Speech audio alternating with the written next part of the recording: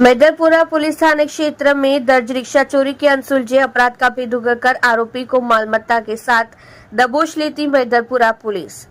सूरत city police commissioner Anupam Singh Gehlot Sahib Shri और खास police commissioner वाबांग जमीर Sahib Shri sector 1 और नायब police commissioner Pinakin Parmar Sahib Shri zone 3 और मददनीश पुलिस कमिश्नर आर आहिर साहब श्री ई डिवीजन की सूचना से पुलिस इंस्पेक्टर HM चौहान और पुलिस इंस्पेक्टर श्री यूजे जोशी के मार्गदर्शन के नीचे अनसुलझे अपराध ढूंढ निकालने के लिए surveillance police sub inspector HR Chaudhary के राहबरी के नीचे सर्विलेंस स्टाफ के पुलिस कर्मचारी गश्त पर थे। उसी दौरान assistant head constable Pratap Singh Bhikhubhai और पुलिस कांस्टेबल महावीर सिंह अनिरुद्ध सिंह को ह्यूमन सोर्स और पॉकेट मोबाइल फोन के आधार पर मैदरपुरा पुलिस थाना में दर्ज वाहन चोरी के अपराध के भेद उगलकर आरोपी मोहम्मद जुबान मोहम्मद सबी भाई शेख उम्र 22 धंधा ऑटो रिक्शा ड्राइवर पता नेहरू नगर झुपड़पट्टी फुलवाड़ी